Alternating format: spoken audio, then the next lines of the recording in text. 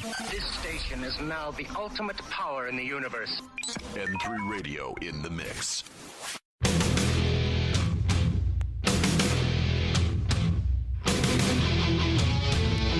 Join your hosts, MADDOG, BEACHBALL, and Trooper Sam as they expose the communist infestation in our culture with Don't Tread on Me right here on M3 Radio, starting right now.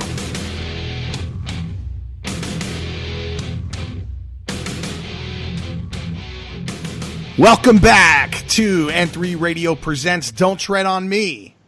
We have a new mantra here, and I'm going to tell you what it is right now. We're exposing the communist infestation of our culture. This is episode 32, and we are recording today on February 8th, 2019. And standing up to the social justice wackos with me today is our editor-in-chief at N3 Radio, BEACHBALL. BEACHBALL, how are you doing? I'm doing great, MADDOG. Good to hear from you. And I'm excited for this episode, what it has in store, and I'm ready to go. Hey, so BEACHBALL, we have a new co-host. Would you like to introduce our new firearms law analyst? I'd be happy to. And with us from now on is the ever-present and ever opinionated Sam. Welcome to the show. Thank you so much for joining us. Dude, it's a heavy responsibility, but I hope I can live up to it as good as you guys think I can. Oh, yeah. So, Sam, do you want to go by Sam, just Sam alone, or do you want to go by Trooper Sam? It's up to you. You know, this is... We'll stick with Trooper Sam for right now. Okay. Very well. Trooper Sam, you have been dubbed. On every appearance. So we're working to get our politicians to once again support the blue collar and abandon the blue hair social justice wackos, or NPCs as we like to call them. So we're going to talk about the State of the Union today. It's a big thing. But before we get into that, hey, BEACHBALL, do we have anything going on in N3 Radio that you could talk about? Fill us in. Let me see. Probably not until the end of the show. We'll get to that later. Okay, awesome. Okay, so Trooper Sam, he's our new co-host. We're gonna try to have him in as much as he's available. We're still gonna keep Al on as a special guest or contributor. We're gonna keep him on as a contributor, but due to his situation with his school, it makes it really difficult for him to come on and have a really good connection with us, especially the way we are recording the shows today. When it was a lot easier when we were doing it over Blog Talk Radio. But I hopefully you guys are enjoying a much more crystal clear sound, and it will make for a better show. And we want to continue to have a show that people are willing to listen to. Our opinions are important, and we want people like-minded like us to listen to what we have to say. And we want to direct people into directions where they can listen to other like-minded personalities, especially when it comes to politics and social justice injected into pop culture. We want to talk about our gun laws. We want to talk about our First Amendment stuff, and we will help direct you into following the right people. So we're not behind so much behind the curve with the social media stuff that's going on right now, because it's completely infested with communist culture. It's pretty disgusting. Yeah, definitely agreed. And it's been really concerning as of late to me, seeing how much of it is coming out publicly now, how many people are behind it. Now, social media, of course, has that amplifying nature that makes you really think that something's a lot bigger than it is, just because you see it so much there. But even so, it's alarming. It's disturbing. I don't like it. Yeah, that's a good way to say it. I definitely don't like it. I do have some good news for you, though, for both of you. On this side of the United States, something happened that hasn't happened in 20 years down the street from me. The steel mills are firing again and bringing back a lot of jobs. And when I went on my trip earlier this year and I told everybody down south what was happening up north, they were like, oh, it really is happening. Like, this stuff is coming back. Like, there are glimmers of hope back east, guys, just to let you know. You just don't hear about, because like Trooper Sam brought up, the social media is so, invasive into our lives that we think that it is the primary way people get their news. Yes and no. Word of mouth still is the number one way, and I'm letting you guys know that all the industries are slowly coming back here, and all these towns back east, the states that voted for Trump, Pennsylvania, Ohio, Michigan, Wisconsin, used to drive through these states and have like burnt out towns with a cafe as the center of the town, just like one of the contributors on one of the liberal networks said, MSNBC, I believe. And the jobs are coming back, and so towns that were like just ghost towns are now coming back east. And that's definitely a highlight of the promises that Trump gave. Bringing back these industry jobs is a big deal, and according to his job numbers for the quarter, he's on mark. And I think it's irresponsible that the Democrats are trying to downplay these job numbers. It's pretty sick, and maybe we need to just take a second, and I picked out what I think is my favorite quote of the State of the Union address of the other night. America will never be a socialist country. And if you got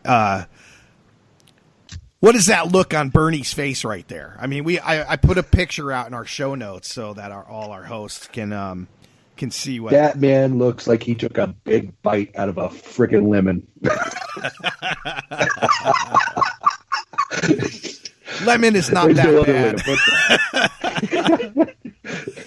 It looks like one of those classic like comic book drawings, like, oh, foiled again. I saw the best meme, and it was Bernie wasn't this mad since he lost the Cold War. Oh yeah, I saw that. That was great. So basically, Trump does the State of the Union address, and I want to get into this a little bit because there was definitely something that happened in that State of the Union address. I mean, I'm not even talking about the ratings being better than President Obama's second State of the Union address, but I guess the polls came out and there was like a somewhere near 70% approval rating, which is telling a different narrative. 9%. Well, I mean, I saw close to 70. You're saying 79. I'm going to assume it's somewhere in that range. CBS poll afterwards, they said there was a 79% approval rating of that speech, either very much approved or at least somewhat approved. And I mean, that was a high number. And I'm like, even on CNN, it was 58%. Yeah, I'm surprised like CBS didn't just memory hole that. I mean, that shows right now that even with all these investigations going on, I think the harder the Democrats push their message, the more political capital that the president has to use. He's like stocking his political capital bank full of gold bars. And I think the antics of the women dressed in white at the State of the Union address, sitting on their hands until it was time to applaud themselves. Yeah, that's the most ridiculous part right there is when Oh, he's talking about us. Oh, he's talking about us. So women got, I think it's great. We live in a country where people of different races, cultures, genders can be elected to office and their voice can be heard. I don't particularly agree with a lot of those people. But I mean, it is because no civilization, no culture, no economic system is free of its warts and its crimes of the past. I think it's pretty impressive that in this day and age that we actually have a system where this is allowed. I mean, like ultimately we could. I mean, like if we were as bad as our political enemies want us to believe, then they wouldn't be there to have that round of applause for themselves to begin with. Yeah, I think that works out as a good explanation. Yeah, I mean, you live in a world where what is it, like 48% of Congress is now female? Is that what the number was? God, I have to check that one out because I honestly don't remember. Hang on. How much of Congress is female? Your producer will look that up. Just go ahead and keep going.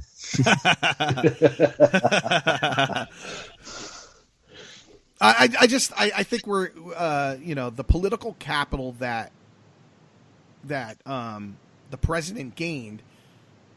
It literally shows that they are not in tune with not only the people who voted for the president, and I continue to say that I'm not necessarily a giant fan of President Trump. No, we definitely know that there's some issues that need to be addressed, but he's what we got right now.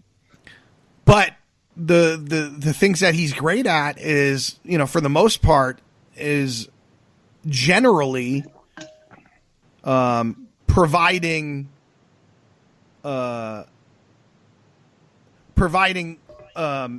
his promises.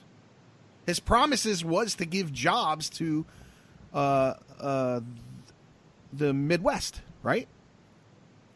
Well, the Rust Belt, the places that we've chased industry out of, he promised to bring it back, and it's appearing that is working.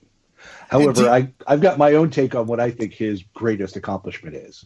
Well, you're welcome to let us. Yeah, I believe that the greatest accomplishment he's had is really forcing the left to reveal what it really is, to pull the sheet right off them and go, this is the villain. We're talking about a Scooby-Doo reveal here, and that's what he's done. Let's see who the ghost really is.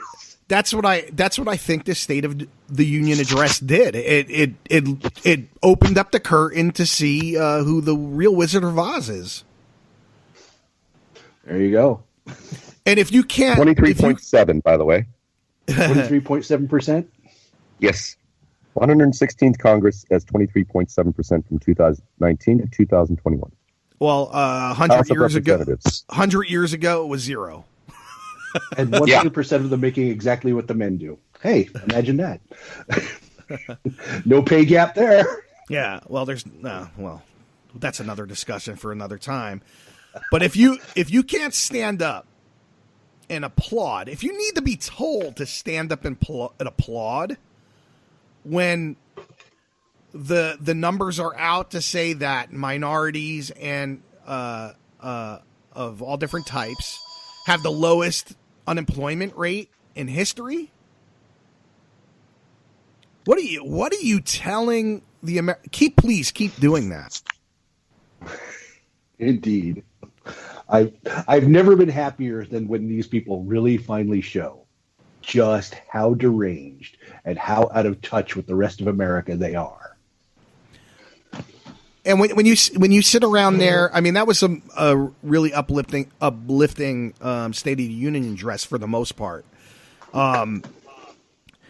you can't be happy for unemployment. I mean, you're so stuck onto the narrative that there's really not this great unemployment number. I mean, they couldn't even applaud for, we are going to reduce HIV infections to 0 by 2030. They couldn't even find it in themselves to give a golf clap to that. It's pretty sickening. I think the Democrats really, really, really pushed too hard, and they pushed themselves over the cliff. It's pretty disgusting. I got a video. It's 8 things Democrats refuse to stand for, and it's from Tipping Point on OAN. We'll give you a couple minutes to check out this video. All the things Democrats refused to applaud for last night during President Trump's State of the Union address. This is how much Democrats hate Trump. They refuse to stand up or applaud for things that actually benefit the American people. These aren't partisan policy issues. These are good things for the American people that help the American people make our lives better. But because Trump was responsible for these things, well, the Democrats refuse to celebrate. Record low unemployment rates for Black and Hispanic Americans. Democrats, the party who claims they champion minorities, refuse to stand up or applaud. African American, Hispanic American, and Asian American unemployment have all reached their lowest levels ever recorded.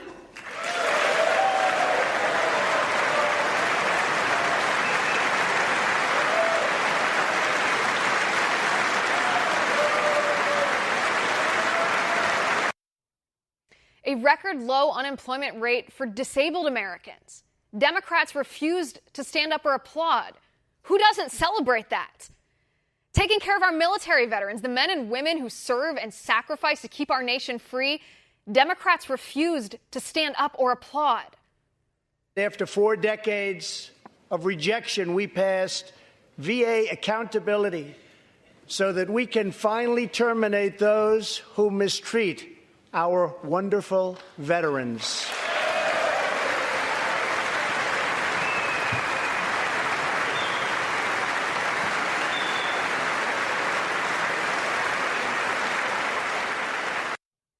Banning late-term abortion in the 7th, 8th, and 9th month of pregnancy. When the unborn baby is fully formed, can feel pain, can recognize her mama's voice, and live outside the womb, 81% of all Americans, Republican and Democrat, pro-choice and pro-life, want that illegal because it's brutal killing of what is obviously a living human life.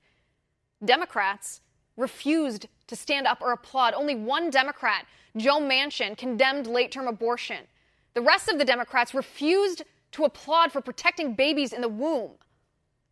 To defend the dignity of every person, I am asking Congress to pass legislation to prohibit the late-term abortion of children who can feel pain in the mother's womb.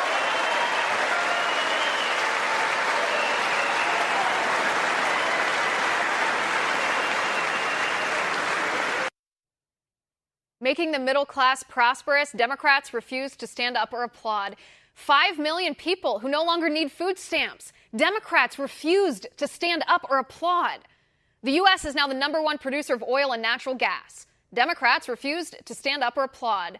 When the president said America will never be socialist, Democrats refused to stand up or applaud. When the president said it's alarming to hear new calls for socialism from some Democratic politicians, the Democrats refused to stand up or applaud. But you know what Democrats did applaud for? They clapped for themselves. They gave themselves a round of applause for getting to Congress. Talk about self-absorbed. And that is my final point.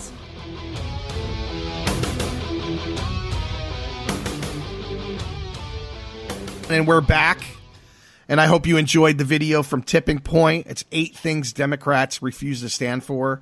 I think that showcases exactly the political capital that the president is obtaining by exposing these Democrats for who they are and what they really are all about.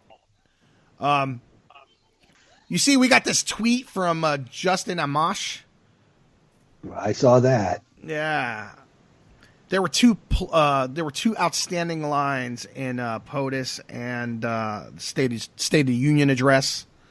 America was founded on liberty and independence, not government coercion, domination, and control.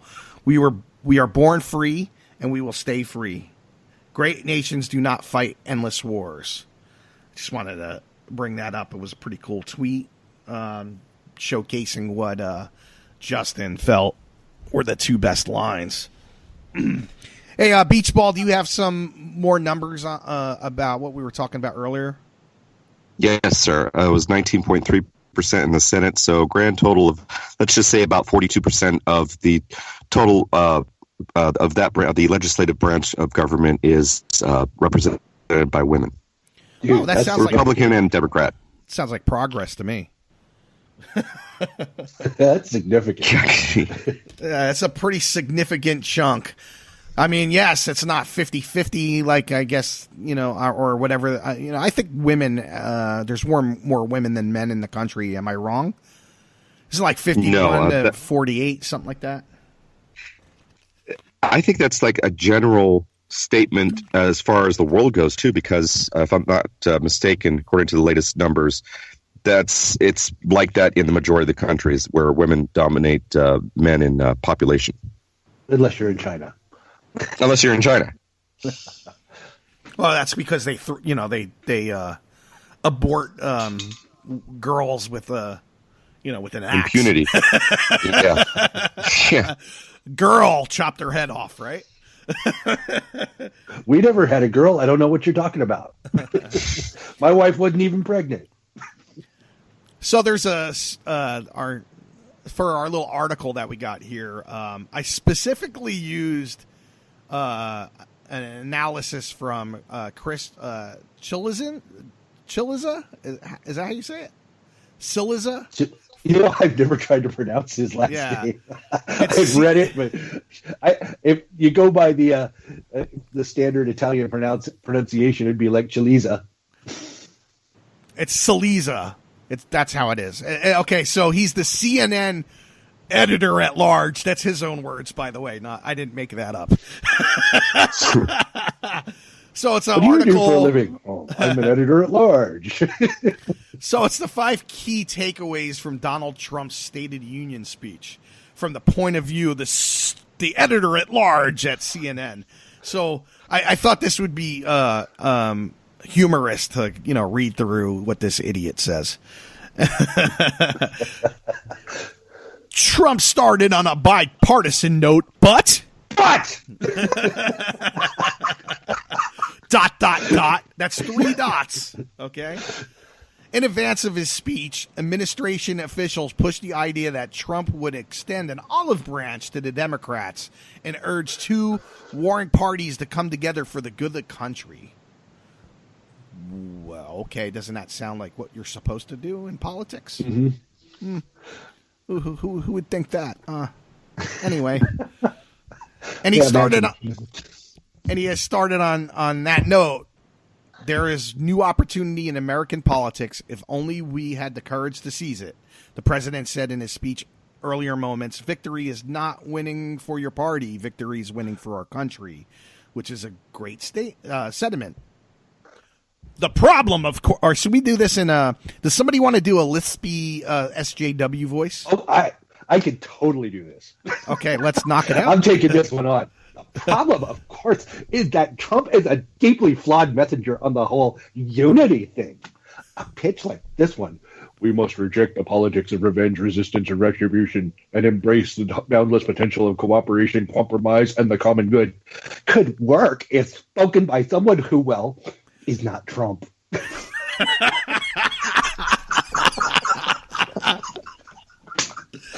NPC Sam.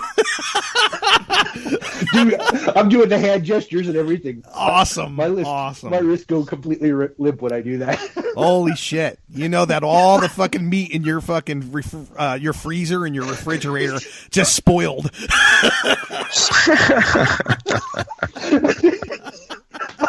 It did too. I could smell it already. Oh my God, you're going vegan just by fucking lisping. Hey, the soy come out of that cow. All right. Oh God. Oh, you want me to finish that one? Yeah, go ahead and finish it. Okay. He literally turned the politics of revenge, resistance, and retribution into an art form during the 2016 campaign. To turn suddenly and ask the assembled Congress to put aside nasty rhetoric and name-calling feels a little pot calling the kettle blackish. Even as he called for unity, Trump repeatedly cast Democrats as obstructionists, beat on open borders, and unwilling to condemn voices within their party making extreme remarks on abortions. Oh my God. I felt my testosterone dropping. Oh, I'm having trouble breathing. Hey, it's been a long time since I was in algebra. I don't remember what the equal sign with the slash through it means. Not equal. Oh. Peace not equal to partisan investigations. Oh, I'm starting to do the voice myself. Wait a minute. Oh my God, now, baby. Oh my God. That's my thing, baby. Oh, the line likely to be quoted most, especially by Trump's critics from the speech, was this one. If there is going to be peace and legislation, there cannot be war and investigation. It just doesn't work that way. The logic here, while strained, goes like this. If you want economic prosperity, you can't investigate the president. One doesn't work with the other. Yeah. Okay, NPC Sam. Hold on, NPC Sam, go. Okay. It's quite a line, given that Trump administration is in the midst of an investigation led by special counsel Robert Mueller. His company is in the midst of an investigation by the Southern District of New York, and House Democrats are preparing a series of investigations into, among other things, Trump's cabinet, his taxes, and the firing of FBI Director James Comey. It's also a line that evokes a less than ideal comparison for Trump. I believe the time has come to bring that investigation and the other investigations of this matter to an end, said then President Richard Nixon in his 1974 State of the Union speech. 1 year of Watergate is enough. So, yeah. Well, I mean, like, you think by at this point, we're like going, well, this is 2 years now. You think that the so-called Russian investigation, like, what is the parameters and the jurisdiction of this investigation?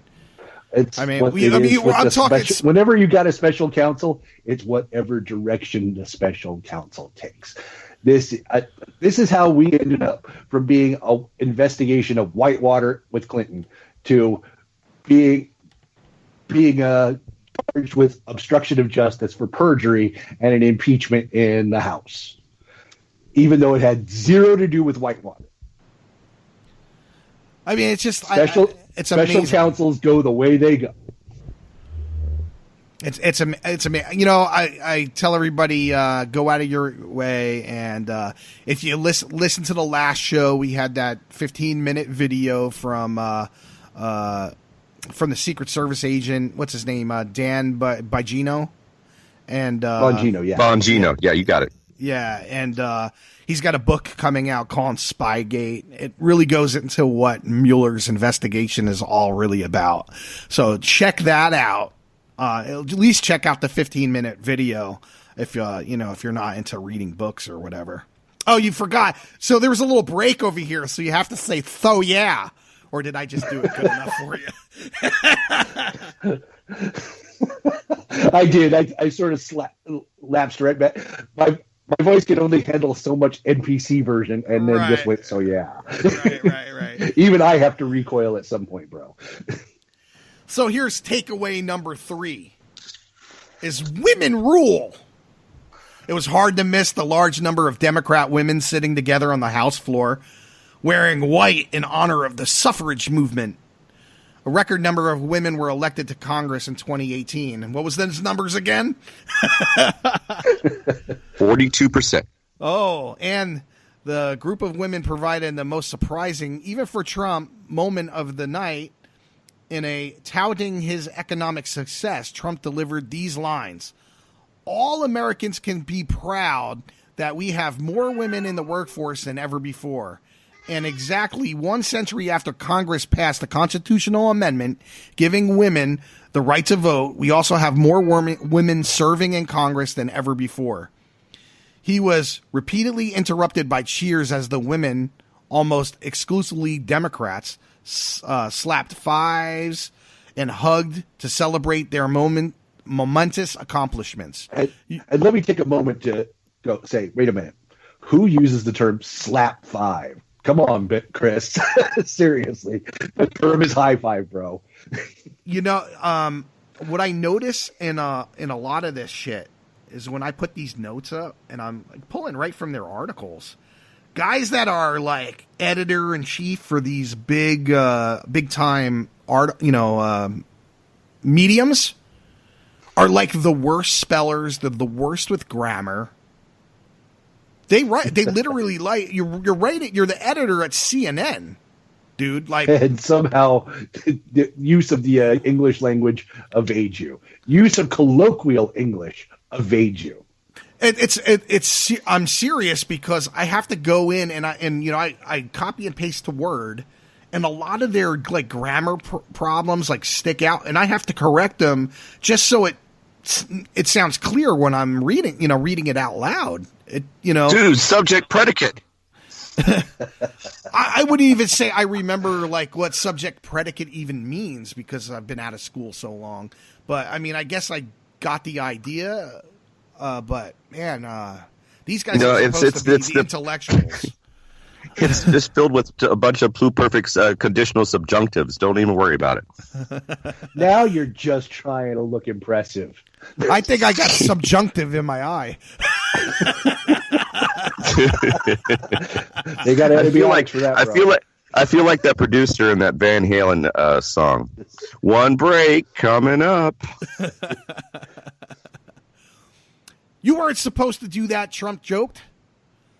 The celebration of record number of women morphed into USA, USA cheer, and that gasp the entire chamber soon took. Trump clearly loved every second of it, despite the fact that many of the women elected in 2018 were not only driven to run by, but spurred to victory by their opposition to him and his politics. That's great. Really great, he said, and congratulations. That's great. Hey, Mad Dog, Beach Ball, I'm going to step out for just a minute. My wife is trying to call it, and she knows I'm doing the show, so whatever it is she's calling for, I'm betting it's important. Give me about 3 minutes. No problem. You guys just go ahead and riff. It was a nice moment for all parties and a rare one in both this speech and our broader politics.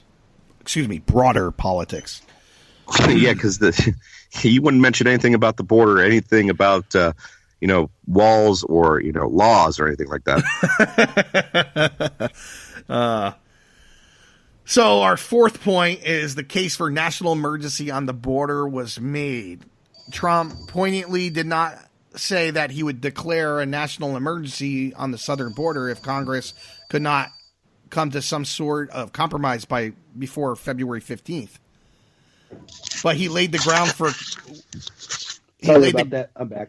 Okay. Let's. You're going to probably have to add it out. We'll start over again. No. I know it's okay. Just go from. But lay down the groundwork. Just give us a 5 second. I'm going to go from. I'm going to go from the beginning of it. Okay. Okay. So our point number 4, the case for national emergency on the border was made.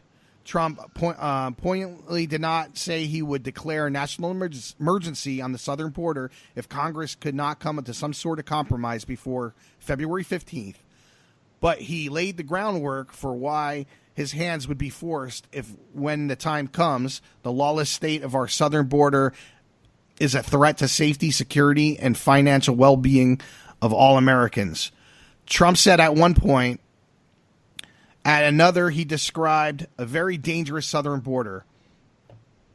At still another, he painted a picture of cities in Mexico loading undocumented immigrants in trucks and buses to bring them closer to unsecured parts of the U.S. border. To an extent that there was any sort of unifying theme to this speech, and you really have to dig hard for one. It was Trump making the case that the country is under grave threat from illegal immigration and that if Congress won't act, he will. In the past, most of the people in the room voted for a wall, but the proper wall never got built, Trump said. I'll get it built.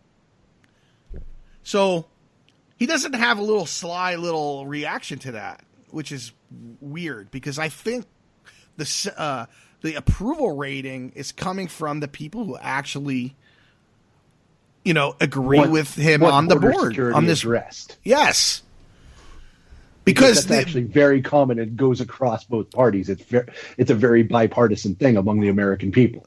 Yeah, and I think that they've gone so SJW. The DNC and the Democrats in Congress have gone so SJW that they don't even realize that their own party actually wants border security. It's something that they've promised over and over, president to president, year after year, and it's never been acted on. When they've had every opportunity, they've had funding before. They've, it's really sad. They overstepped their bounds when it comes to these points. And then our fifth point is the reaction shot story.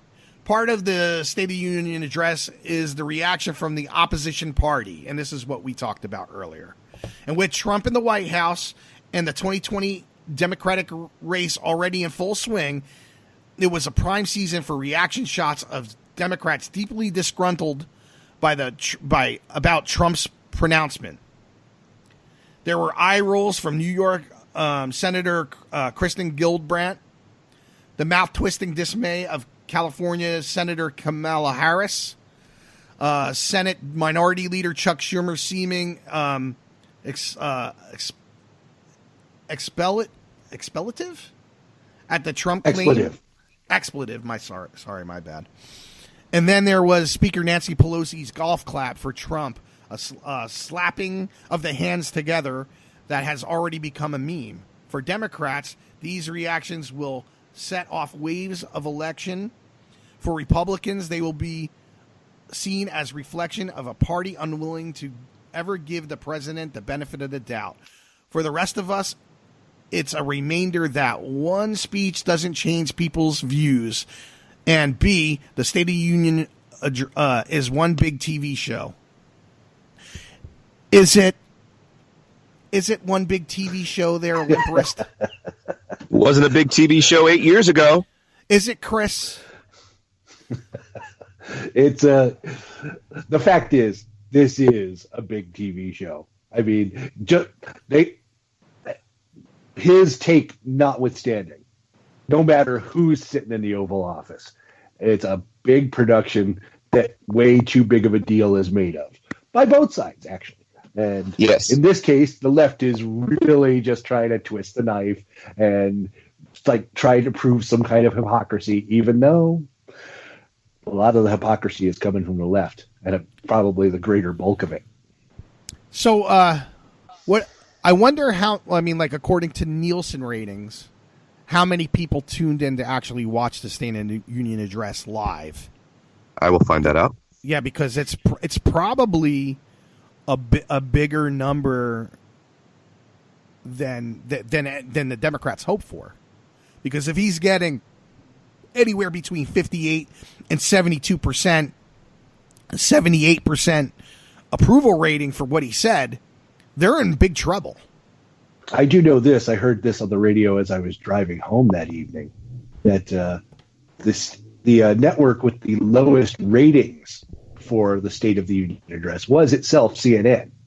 Even MSNBC outpaced them on that, and the three big networks. Well, I think honestly, NBC outpaces them on everything. that's explicitly why they allowed AOC to release her Green New Bill. The Green New that thing. deal. It has to be. They're trying to bury that girl, and I mean she's a moron. Yeah, but she's definitely helping out. She's grabbing the shovel and filling in the grave while she's standing in it. Yeah, they're doing a Julius Caesar to her before she even gets emperor. And you, Nancy. Wow. Yeah. Well, you don't come in into Congress and all of a sudden start fighting with the people on your side. Especially the leader, the majority leader. You don't go and protest outside her office. It's kind of fucking stupid. Here's something interesting. One more thing, guys. Yeah. Try to wrap your head around this. They monitor how many transactions or how many people are posting on the internet at one time. They could figure out the percentage of people, and they said there are two other times when the transactions of messages on Twitter and Facebook and the internet are bigger, and that is December 24th and April 15th. The third came at 10:13 p.m. Eastern, when President Trump. The moment when the most social activity occurred came at 10:13 p.m. Eastern, when President Trump condemned socialism and said, "Great nations do not fight endless wars." So, hit that point right there was just coming in third in terms of online activity posting, behind Christmas and the eve before tax day. Correct. Wow. That's like religious event kind of level there. I don't know. I don't really know who to blame. I'm not sure who the ringleader is of the Democrats anymore. But they unleashed a fucking sleeping giant. People are pissed off with this SJW shit. These are things that are not boding well for them. This is. We talk a lot about the pop culture aspects of SJWs and what they are literally. They created this Comicsgate movement. They've created the Fandom Menace. They've created the Gamergate, and the customers of comics, Star Wars, and video games are not having it. They're destroying those different entities of entertainment for this social justice aspect, and the customers are just not having it. And the more and more they push, and the more fires they start, the more the regular person is standing up and red pilling. Take your red pill. We need to do something. We need to be loud. We need to be active. This is not the time to sit back. Not the time to sit back. I'm going to go into right now Ocasio-Cortez's new Green Deal real quick. Okay, I'm going to go through the major points. Her first point, like no airplanes. We'll get there.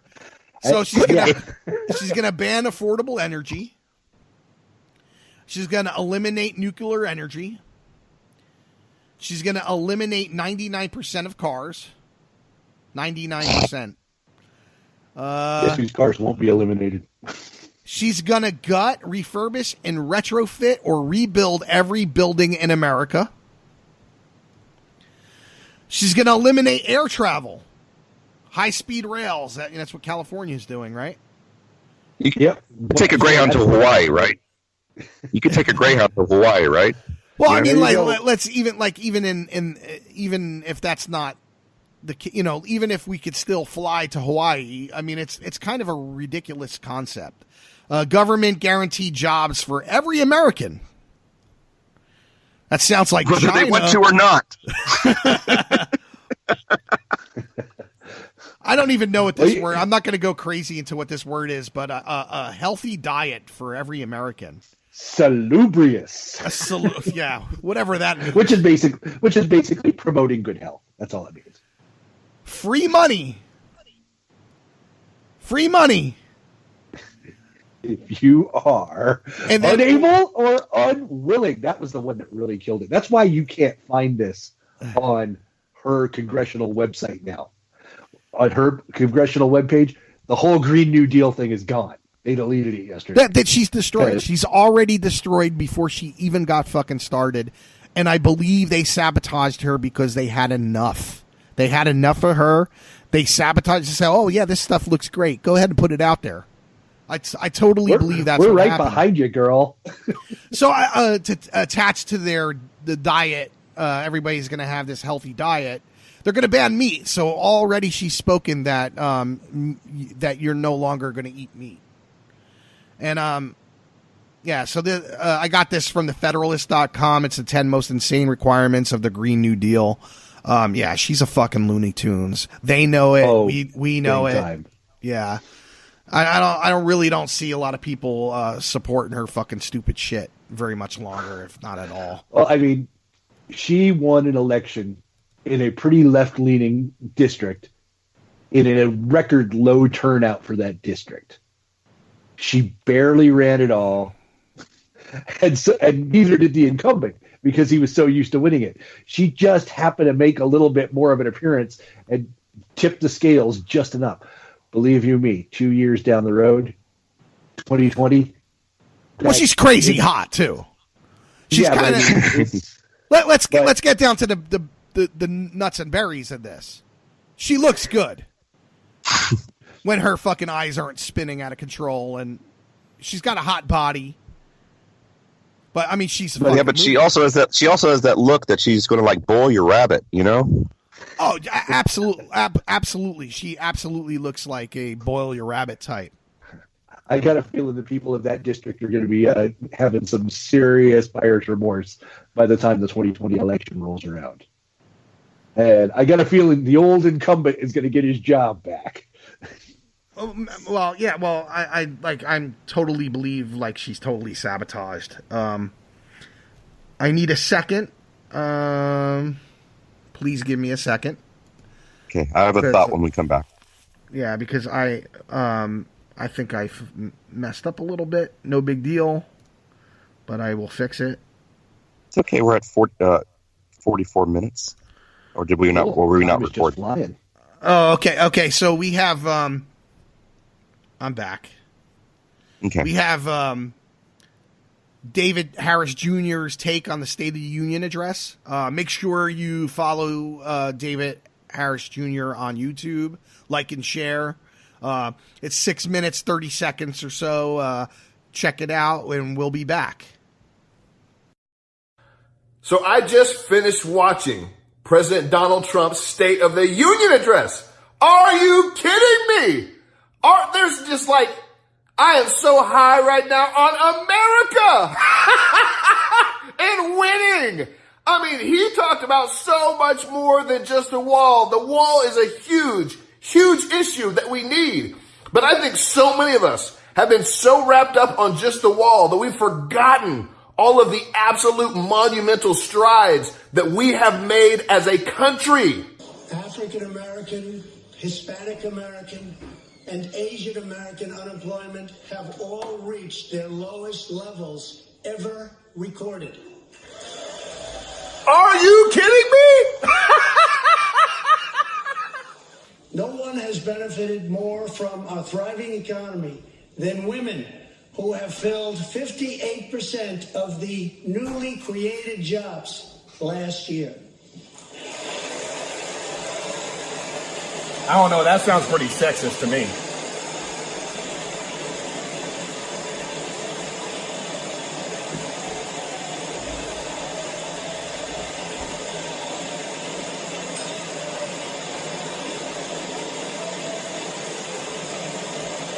Those women seem to like it, though.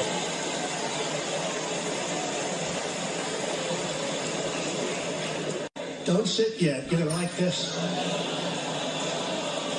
And exactly 1 century after Congress passed the constitutional amendment giving women the right to vote, we also have more women serving in Congress than at any time before. He is bringing them all together. Are you kidding me?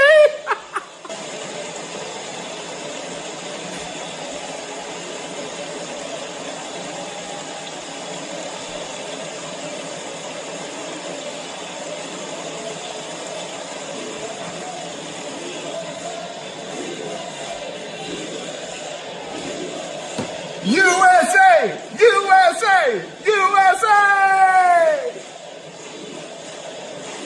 Even Alexandria Ocasio-Cortez, she was chanting USA, and then she looked like, oh, I can't believe I just did that.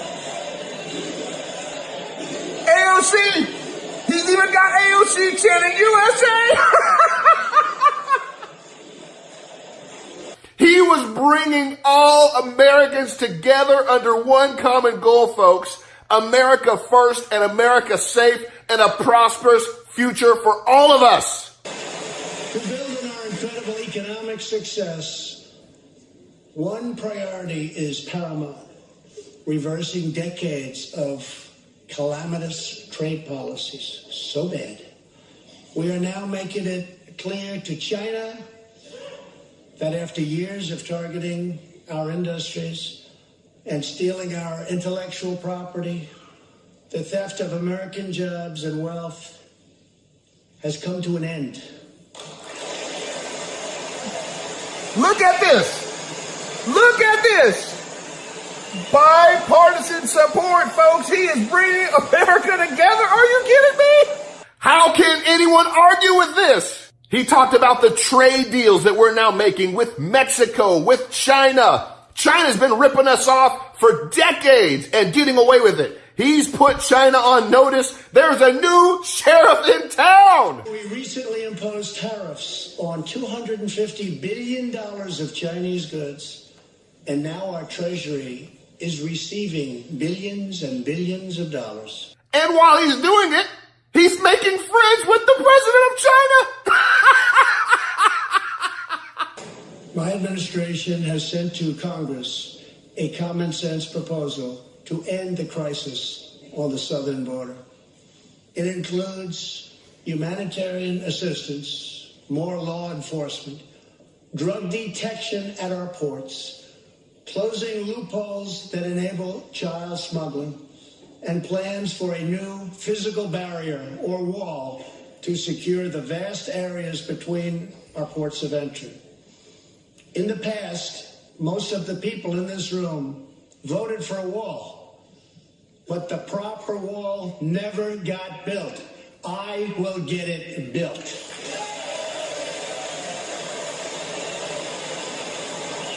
The wall is not new, folks. It's not a new idea. It's just never been done right. Let the man get it done.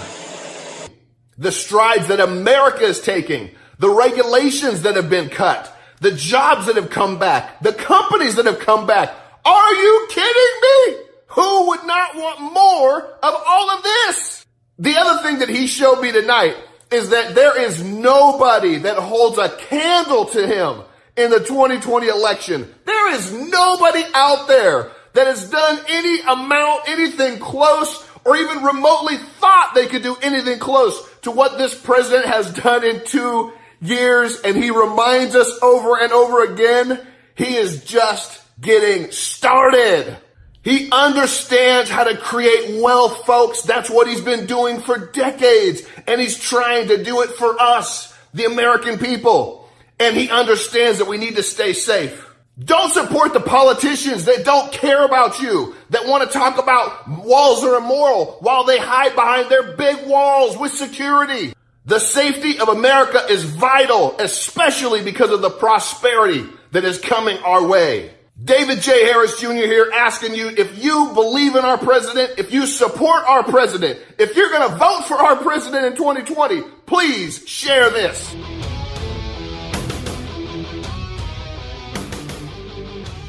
So I got this article from, and this goes right into the Green Deal with the new Green Deal or whatever that fucking crazy Looney Tunes bitch is fucking calling it. Green New Deal. Try to latch on to the whole idea of the FDR's New Deal.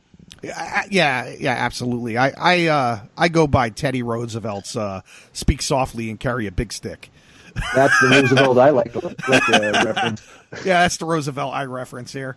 So this is an older article. It's by Jonathan Perlman of The Telegraph, the UK version. The Australian Prime Minister advisor says climate change is a UN-led ruse to establish New World Order. Would you say? Gee, let me think. Yes. Okay. Well, next topic.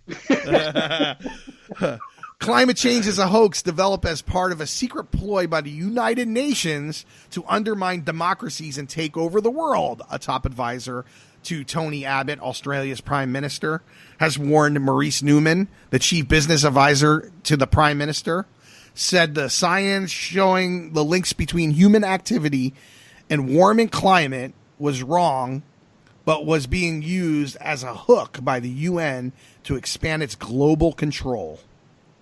And I'm 100% on board, except for the fact that I believe that climate change exists, but I just don't believe that we have anything to do with it. And I don't believe there's a damn thing we can do to change it. I think the only thing we can do is adapt to it. But I'm absolutely certain that there's a power structure in the world that is attempting to gain more power and control over humanity using the ruse of anthropogenic climate change. Well, I disagree with you on that fact there, Trooper Sam, on that point. I believe that the climate has been exactly the same since the Big Bang. It's been exactly the same. And the idea that there was an ice age before and it lasted 2.6 million years and only ended 11,000 years ago, I think is a complete hoax. Made by scientists to make us believe that that dinosaurs froze. I tried to AOC myself here. Dude, I couldn't even sit through that. I was like, oh no, he doesn't believe that. I was like, there's a put on happening here. I haven't been told what it is yet. So somebody's gonna go. They're gonna archive archive what we're saying here, and they're gonna use that in a quote when they're trying to destroy me later on down the road.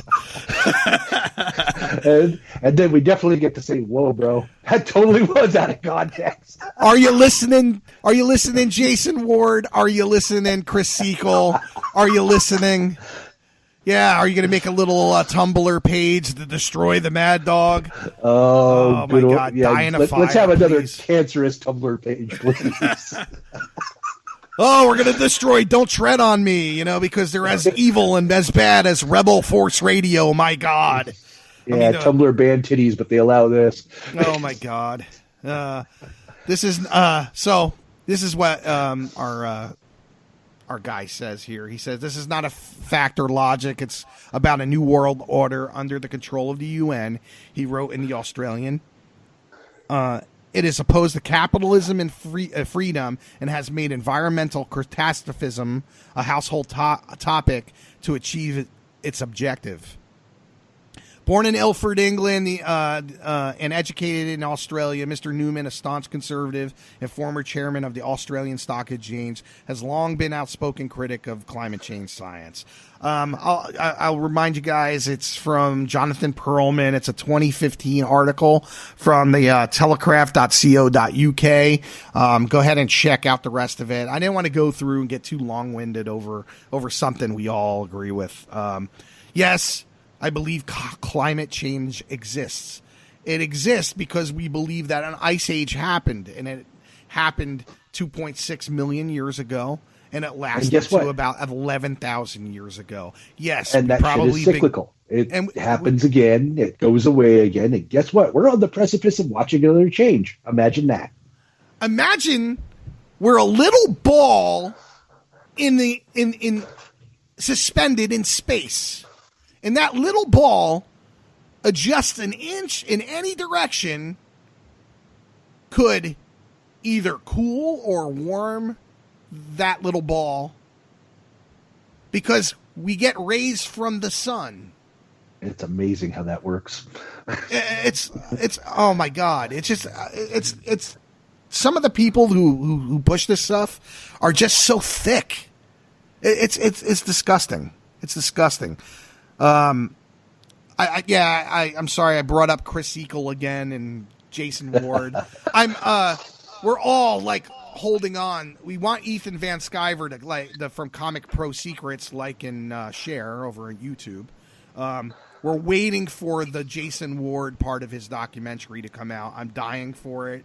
I want to know if Jason Ward is complicit in the kicking or forcing Kelly Marie Tran off of Twitter in a troll or a hoax to blame conservatives.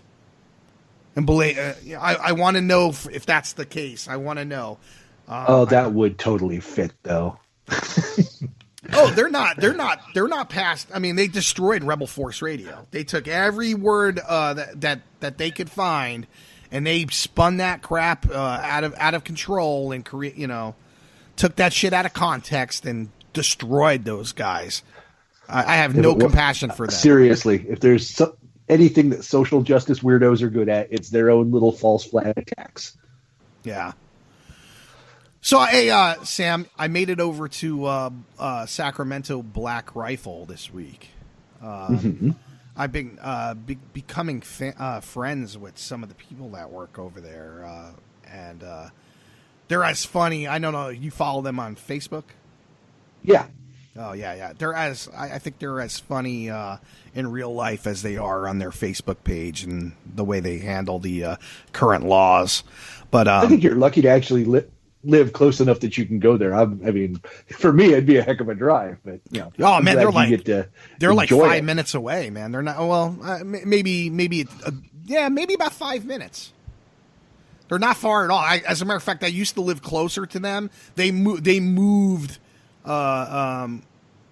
Closer to where I am now. They were in a different location and they moved. It's a smaller building, but I mean, I walked in there. I saw some M1As on the shelf, which I was really impressed by. I was like, $1,500. They're nice looking, but man, I don't recommend one. They also I don't recommend an M1A as a. If you want a 308 semi-auto, there are better choices than an M1A. I know. I just like it though. That's the hard part to get away from. The fact that you just see it and you go, America. Yeah, I like the full size. I like the fact that it has the classic style, which kind of gets around a lot of the a lot of our California tyrannical laws. Stupidity. Yeah. Yes. I'm just gonna call them tyrannical laws because because they are. Yeah, because they are. It is what they are. So, would you believe that NPR is shocked to find people are still buying bump stocks despite the ban there, Sam? I was shocked to read this one myself because of the fact that most of these people are buying them online, which means they're leaving credit card transactions behind them. And, well, I don't feel so secure in my place in the world that I don't think ATF would come after that. I mean, granted, they still have to prove that I didn't destroy it or otherwise surrender it because, it's not like they're serialized. But do I want an ATF agent knocking on my door and shooting my dog? No, I really kind of don't. I mean, I'm never going to be somebody who's I was never really for bump stock.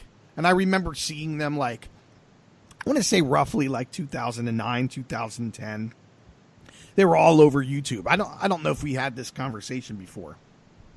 But I remember a buddy of ours, Ramil, showing me on YouTube, check out this device.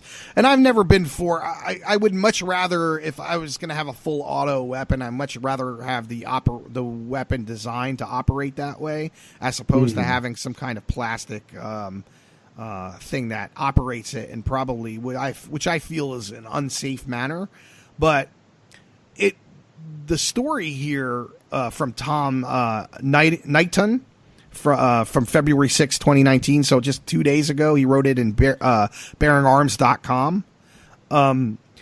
It presents a different, it's not just about bump stock, but it's the idea that people are just walking away or not really concerned what the laws are anymore. They feel like their rights have been infringed upon and are going to do it anyway. They're going to do what they want to do anyway. And we'll go into the article real quick. One thing gun people routinely tell anti-gunners is that laws won't stop people from having guns. What gun control activists count on is law-abiding gun owners to remain law-abiding indefinitely. They think that gun owners will continue to follow the law no matter how much control they enact. They think our talk of cold dead hands is nothing but talk. They don't get that there's a line in the sand where gun owners is willing to cross from law-abiding gun owners to just gun owners. NPR was shocked to learn that despite the bump stock ban, people are still buying them. So I got this part in italics. This comes directly from NPR here. It's do you want? Can we have NPC Sam come out and read this part? All right, hang on. Let me conjure him back up. Okay, it's NPC Sam from NPR right now. Here we go. There's a countdown clock on the website for RW Arms, a Texas-based seller of firearms accessories. It tracks the days, hours, and minutes, and seconds until they're no longer permitted to sell bump stocks, devices that allow semi-automatic rifles to fire almost as fast as illegal machine guns. Promotional emails from RW Arms also include the countdown clock, urging customers to order now or to enjoy the firing experience while they can. Bump stocks are mostly a novelty, used by people who want to experience firing a gun at machine gun speeds.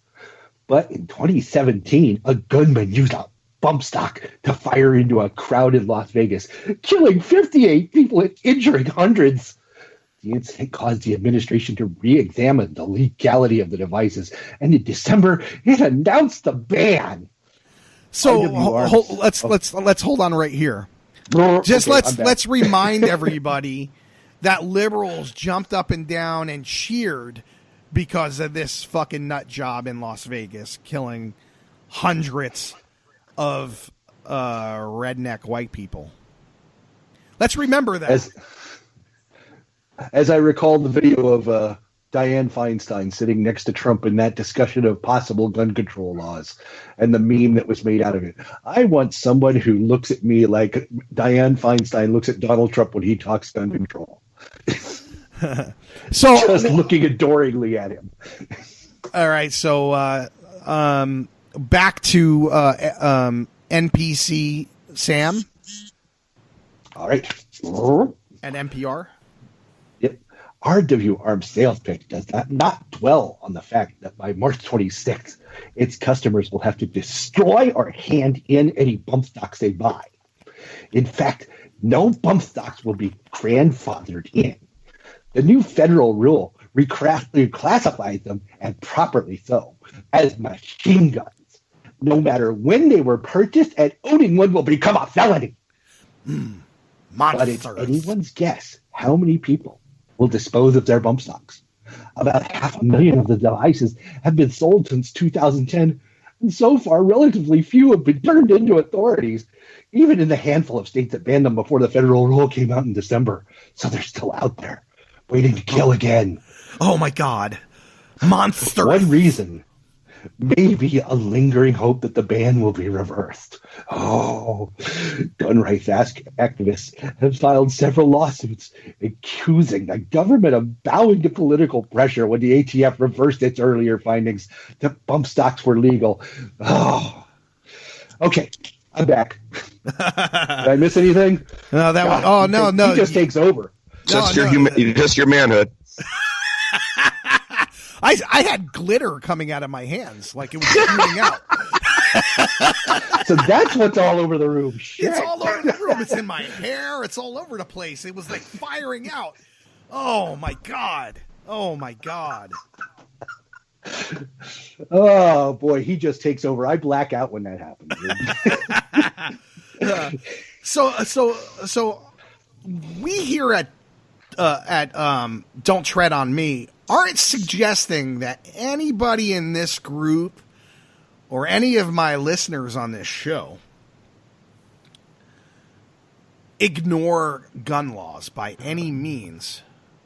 However, if you're going to ignore gun laws, please understand the legalities surrounding such ignorance of the law. And go ahead. Let me add a little something to that. If you're going to choose to, as so many in the 2A community would say, not comply, shut the fuck up about it. Don't talk about it. Don't post it. Don't tell everybody I will not comply. Stop posting your pictures of your guns on social media. Holy shit, bro.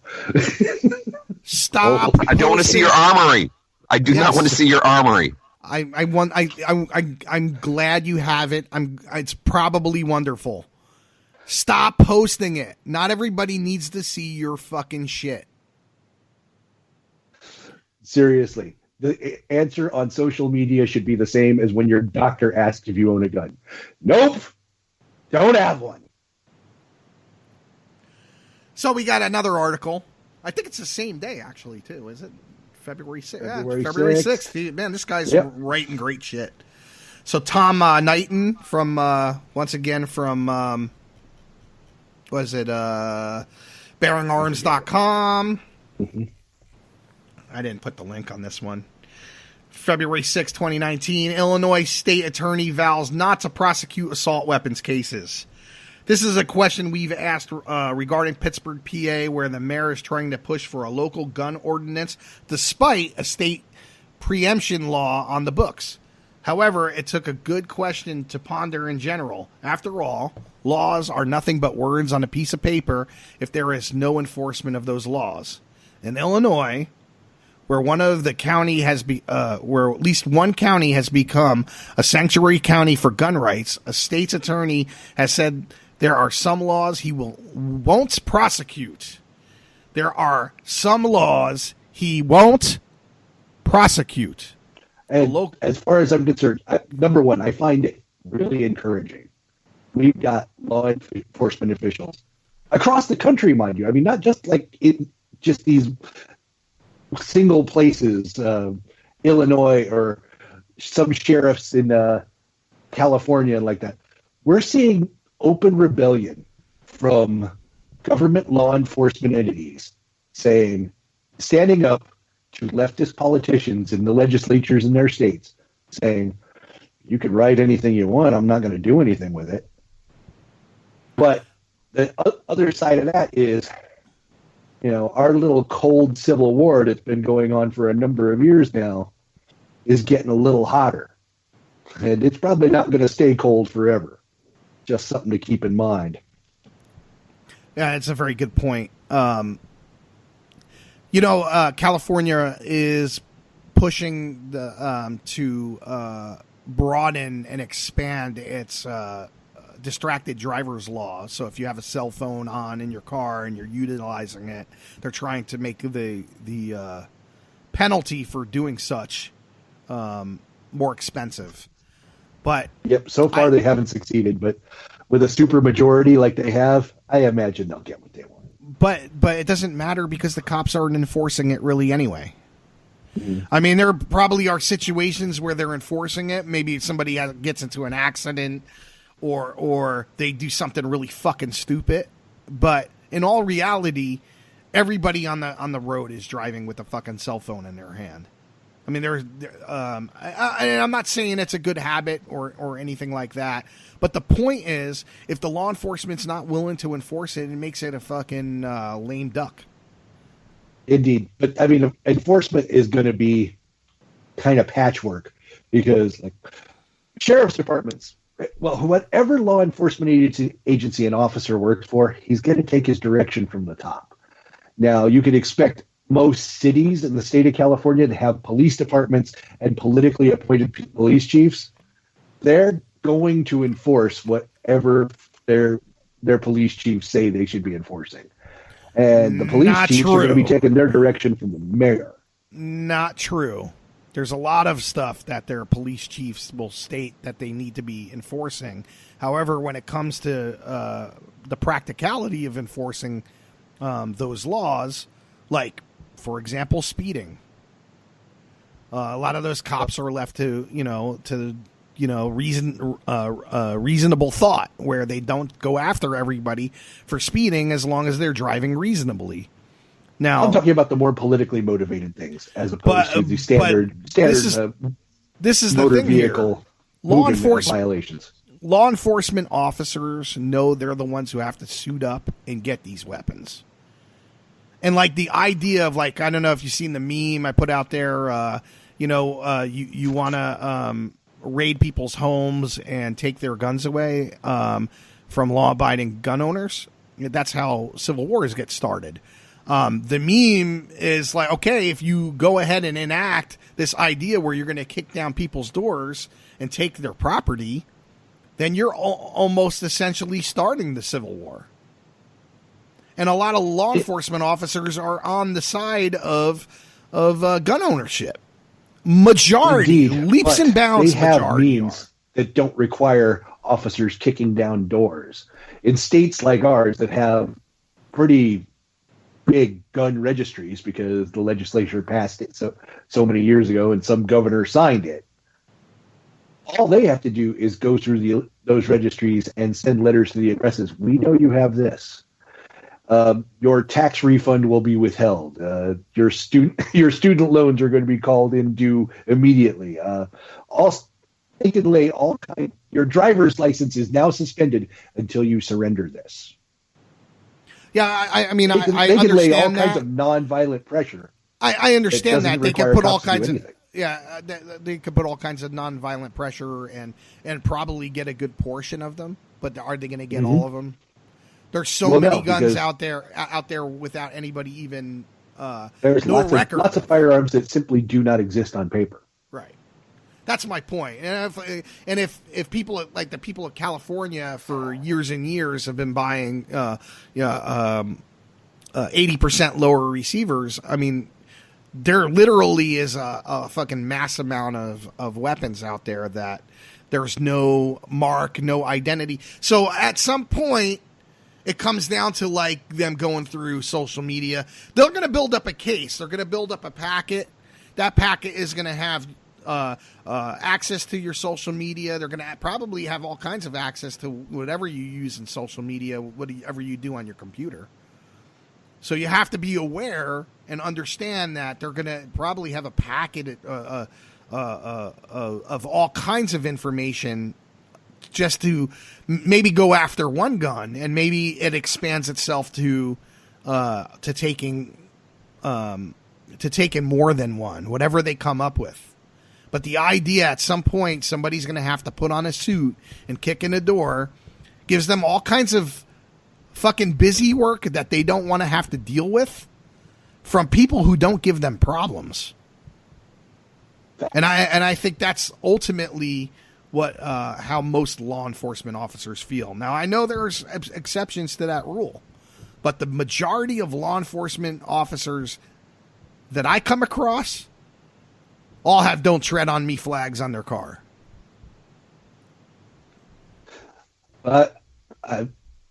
I'm pretty sure that they're smart enough to know that leaning on the cops to enforce something like this is pretty much a non-starter.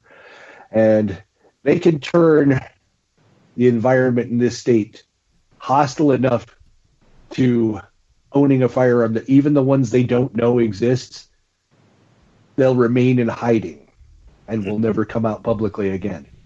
And then it's just a matter of waiting until those owners die. I mean, if you control the education system, you can really drive it into the kids' heads that guns are illegal and evil and horrible and nobody should have them. And when their parents, pass on and they find out, oh, Dad had this, let's call the cops and have them come get it. It's just a matter of time before you disarm the whole state. Right. That's just a matter of patience. But at the same token, the further you get out into the quote unquote sticks, the harder it is to enforce.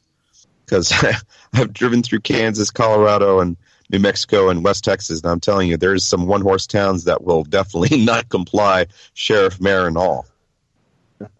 True enough. I mean, there's going to be the holdouts, but let's say they could manage to secure 80% and drive the rest underground. They've pretty well accomplished their goal. They've disarmed the American people at that point. And so a local and state attorney is standing his ground against the bill that would ban assault weapons. During Monday night's town hall meeting in Marion, put on by Representative Terry Bryant, Republican of Murfreesboro, Dave Servin, Republican of Benton, and Patrick Windhorst, Republican of Metropolis, Wilmington County State Attorney Brandon Zanetti spoke on how he feels on gun control legislation. Zanetti stated he would not prosecute any citizen using their weapon to protect themselves for leisure. If you're not a felon and you're not using it for criminal purposes, we are not going to prosecute you for it, Zanotti said. I think we need to be careful before we start passing all these bills and start banning everything without, again, taking a common sense approach. Currently, a bill that sits in Illinois state involves banning the possession, delivery, and sale and purchase of assault weapons. This is not a crime if that gets passed that I'm going to prosecute, Zanotti said.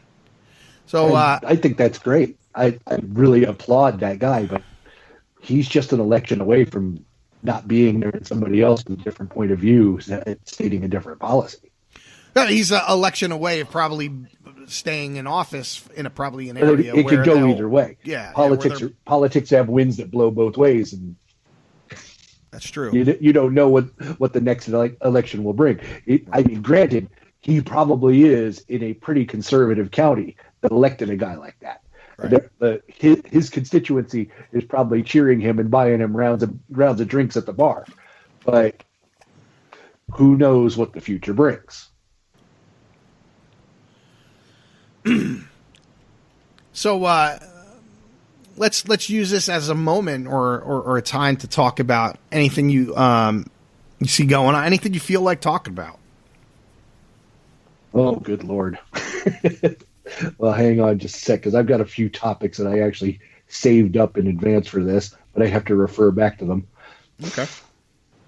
So, one of the things, we're going back to Illinois here, and this actually harks back to a recent story we've heard from New York that is focusing on gun owners, where they have a law in front of the New York State Legislature that would require a bill that hasn't passed yet. I don't even think it's passed out of committee, that would require anybody who wished to purchase a gun to open up their social media accounts to law enforcement in order to get the permit. Illinois now has a similar bill sitting in committee in their legislature. Illinois seeks social media accounts of gun owners, and this is from Reason.com. State police would inspect social accounts for signs of mental health issues. Seldom content to let its coastal counterparts take all the glory for bad ideas, Illinois is following New York's lead and proposing that all prospective gun buyers give the government access to their social media accounts. And here we go again.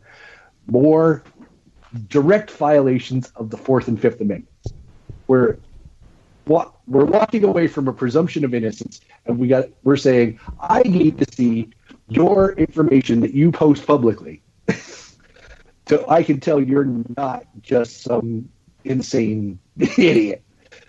And I'm a little worried that this is going to come to California. I mean, it already migrated from New York to Illinois, and California is kind of the logical next liberal loony stop.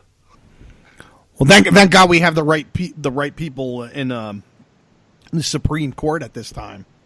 You know, there is that, and I mean, we do have that one case that's now actually been granted cert from New York, which is a much bigger case than a lot of people think. I don't know if you know the particulars on this one, Mike. I don't. All right. On this case that's sitting in front of the Supremes at this point, it's regarding a New York City ordinance that grants a person, if they approve it, a premises license to own a handgun. That means if you are approved by the New York Police Department to purchase and own a handgun, that license extends to your front door and no further.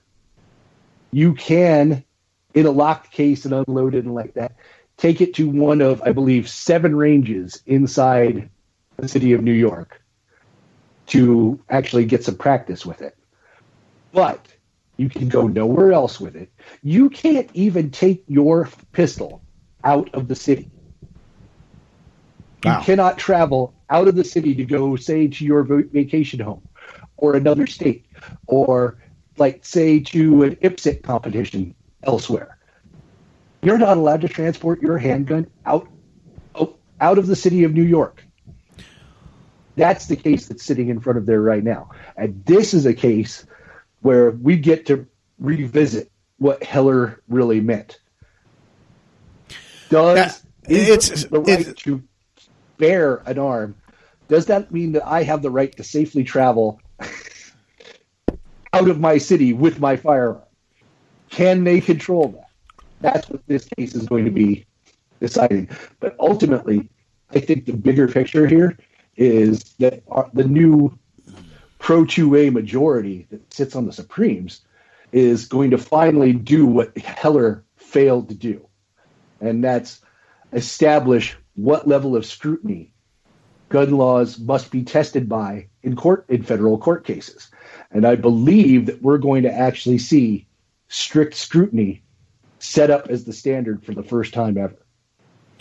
And strict scrutiny means what is that? To measure up exactly to what the Constitution says. It can't be balanced against a public safety need or anything like that. It has to be, what does the Constitution say? Is the right this or is it not?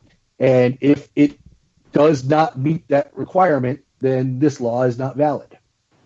And believe you me, the disarmament left is terrified of strict scrutiny being set up as the standard by which gun laws will be measured.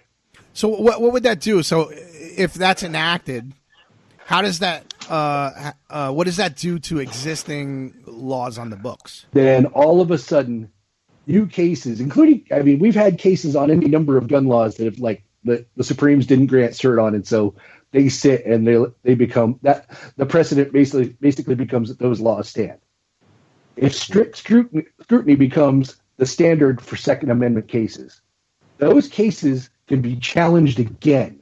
And this time, those judges would have to actually apply strict scrutiny to those claims. Wow. Like and if they don't meet up with that, like, say, assault weapons bans, magazine capacity bans, shall issue versus may issue, or virtual no issue, all of a sudden, if all of those things have to be measured under the auspices of strict scrutiny, a lot of those things go away. Maybe even the Brady Bill. Maybe even background checks can't survive that. Wow. Yeah. That's how big this one is. That's pretty wild west right there, I would think. Yes, it terrifies them. Have you ever? So this is what I personally believe. I'm not going to go into the depth. I'm not going to go cite anything. I'm just going to say I believe that a good portion of the Democratic Party gets heavily funded by the Mexican cartels. Hence, for their extreme position on preventing the wall, or extreme position of ignoring human trafficking and drug laws and drug smuggling and all those things. There's some evidence for this. So if that's the case, could the push for, outside of imposing socialism, could the push for gun control in the capacity that we're seeing be a means to give drug cartels another avenue of business?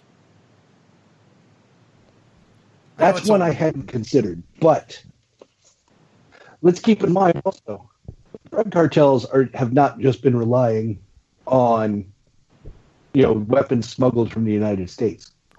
They've actually set up their own small factories to manufacture arms. Don't catch me off track here. What I'm talking about is them smuggling weapons into the United States to get into the hands of whoever would want them. Oh, yeah. I'll go with that. Because right now, as conditions exist, that's a market that's largely impenetrable to them, because why would anybody want what's smuggled in when we have such easy access to what's already here? Unless you are a criminal. Yeah. Well, I mean, I do believe that I do believe a certain relatively easy access compared to with what's available inside the borders of the United States without having to resort to smuggling arms over the border. There's enough easily stolen firearms. There's enough easily manufactured firearms. I mean, we've already seen numerous busts for small underground shops that have been making 80% arms for criminals that have been busted and sentenced to prison and like that. So that exists. So right now, gun control in the United States would be necessary. Serious confiscatory gun control would be necessary in order to open up such a market to the drug cartels. Right. A lack of availability of firearms would result in a similar lack of availability to the criminal element, and thus the drug cartels would all of a sudden have a market to sell those weapons. So I don't call that a crazy idea. Well, we're doing really good. It was a great conversation. We're an hour and 25 minutes in, but I'm gonna end the conversation there. I just found out my son got into a fight at school. So I'm gonna have to figure out what's going on with that. So I don't know if you want to set up a new account, or for email account or whatever. But let me give that some consideration, and should I decide to do that, well, we'll publicize it here in the next episode. I'm thinking about doing a Twitter account for DTOM and N3 Radio, just to try to bring more traffic into the show and into the group. I don't know if you have any thoughts on that, but yeah, I'm looking into trying to expand a little bit within my means without necessarily attracting everybody to my personal identity and my means of feeding my children today. That I might actually want to. I mean, the account I maintain now on Facebook, I set it up pretty much to be moderately dox-proof. I tried, but remember, they went out of their way and it forced me to identify myself. So it might be time for me to dig out one of my alts and make that the Don't Tread on Me account.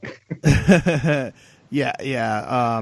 But yeah, maybe on Twitter, Don't Tread on Me page where you can tweet out articles and maybe hopefully draw some traffic over to our show on our Facebook page. Yep. Yeah, let's have that as an offline conversation, and you should go figure out what's going on with your kid, and we should sign this one off. Okay, yeah. So I'm MADDOG. You can send me an email at maddogdtom@yahoo.com.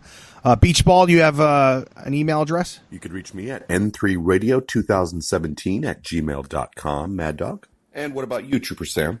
Godwin Meter. At Godwin Meter on Twitter. You can send DM me, hit me up public. I don't care. I'll answer anything. All right. So we're going to leave you here with an 8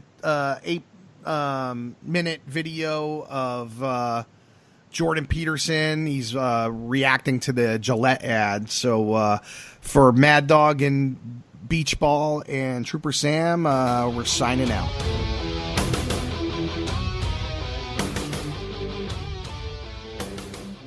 Well, I hate it. So that would be the first. That would be the first.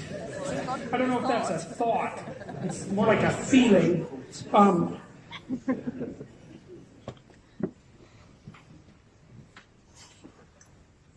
I'd rather have my corporations greedy than virtuous.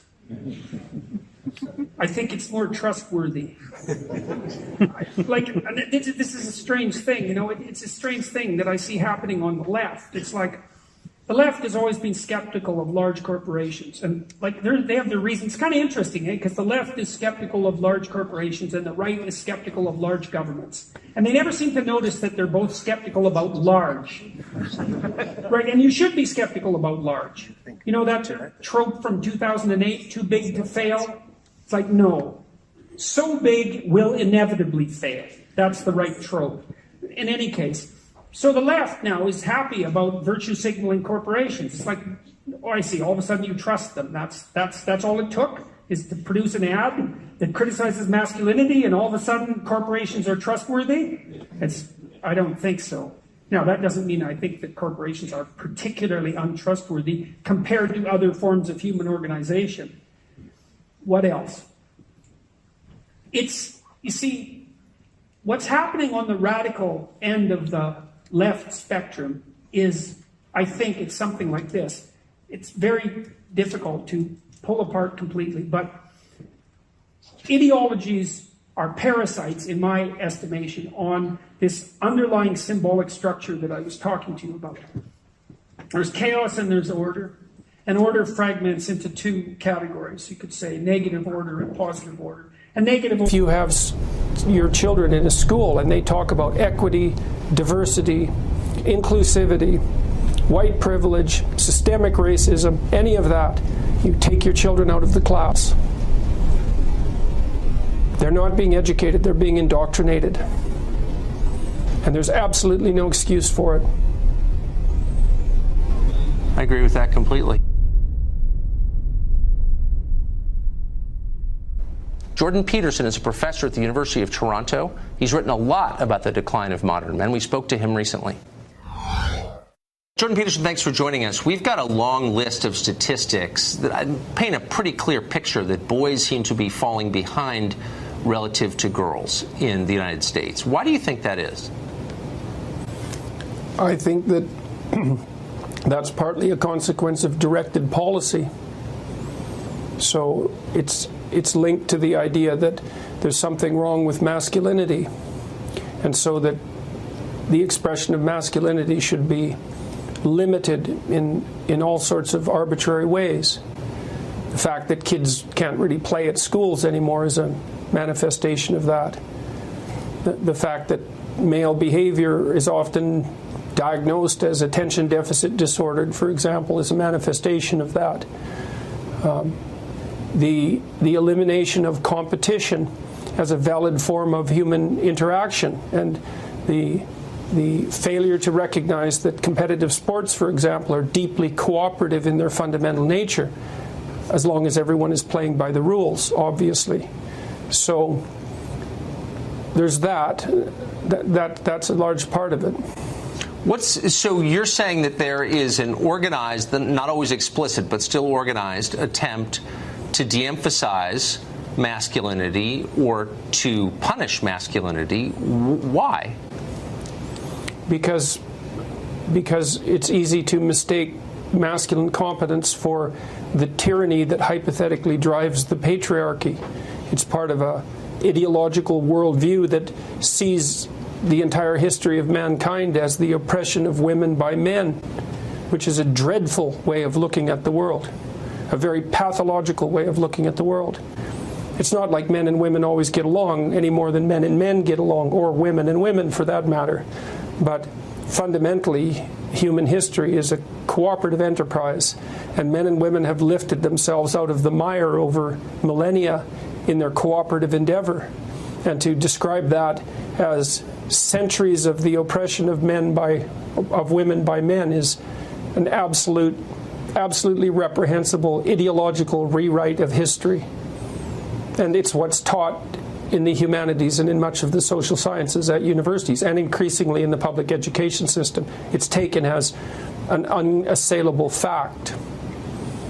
And you're saying that this has bad consequences for the development of boys? Well, how could you feel good about that? I mean, if you're made out to be a potential manifestation of rape culture, if you're part of toxic masculinity, if your competitive drive is regarded as part of a tyrannical impulse, if the heritage to which you belong is regarded as an oppressive patriarchy, then how in the world are you going to step forward with confidence and shoulder that what would you call it, that burden? Why would you? Why wouldn't you just step aside and retreat, which is exactly what's happening?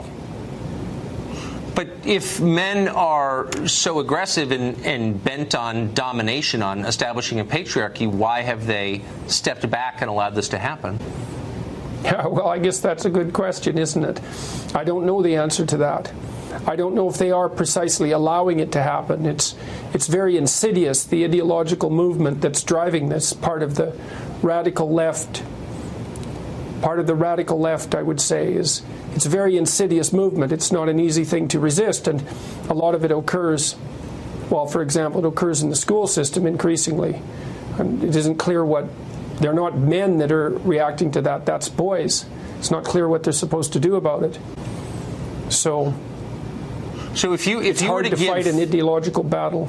It is hard. And finally, if you were to give parents of boys one piece of advice for how, in their small way, they can fight against this trend for the sake of their own boys, what would it be? Well, I would say, first of all, encourage them. And I mean that most deeply, is that to encourage someone is to instill courage in them, to support their courage. And that doesn't mean protect them from what's dangerous. It means teach them how to be competent and teach them that they can rely on themselves to prevail, even in the darkest of circumstances. That's part of it. Yes. I would say as well, more specifically, and this is specific advice for parents, if you have your children in a school and they talk about equity, and there's class, and they talk about equity, diversity, inclusivity, white privilege, systemic racism, any of that, you take your children out of the class. They're not being educated, they're being indoctrinated. And there's absolutely no excuse for it. I agree with that completely. You might run out of schools pretty quickly, though, here in this country. That would be just fine. Thank you very much for that. My pleasure.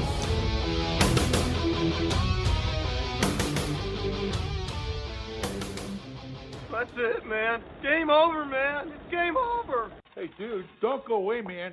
Come on, this affects all of us, man. They're basic freedoms. Turn it off.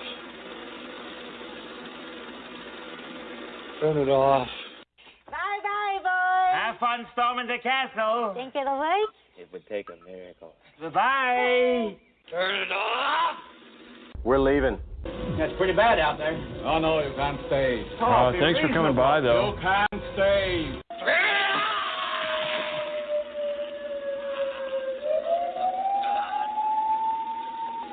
Turn it off. And like that, he's gone. N3 Radio is a non-profit teaching platform for non-professionals. Copyright disclaimer under Section 107 of the Copyright Act of 1976. Allowance is made for fair use for purposes such as criticism, comment, news reporting, teaching, scholarship, and research. Fair use is a use permitted by copyright statute that might otherwise be infringing. Non-profit, educational, or professional use tips the balance in favor of fair use.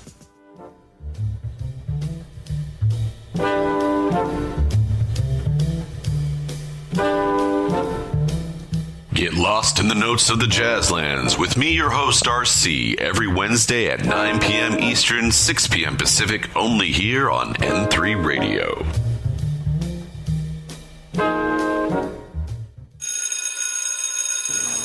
Hey, did you see that post online about Julie?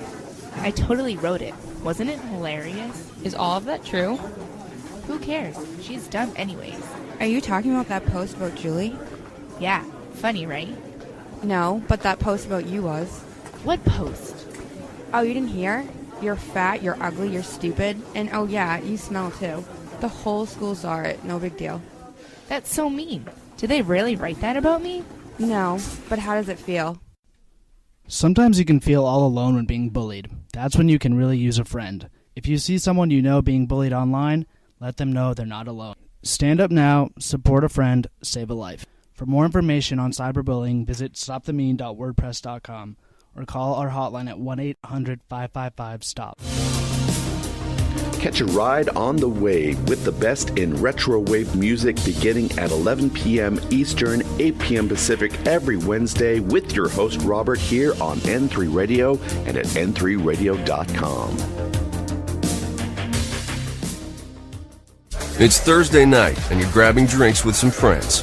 Started off with a pitcher for the table, which quickly becomes two. There's pool. And there's the photo booth. All right, everybody squeeze in. Say cheese! Followed naturally by an order of wings. And another. Can we get some extra ranch sauce? Then there's the ceremonial nightcap. So what are we doing this weekend? And lastly, it's back to the car, which, if you're buzzed,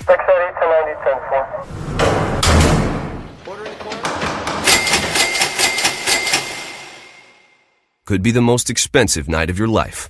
Getting pulled over for buzzed driving could cost you around $10,000 in fines, legal fees, and increased insurance rates. Nothing kills a buzz like getting pulled over for buzzed driving, because buzzed driving is drunk driving. Brought to you by the National Highway Traffic Safety Administration and the Ad Council. Join your host, DJ Kenny Starr, every night at 12 Eastern, 9 Pacific for Bang Your Head for the best mashup of hip-hop and rap only on n3radio.com. I find your lack of faith disturbing. N3 Radio in the mix.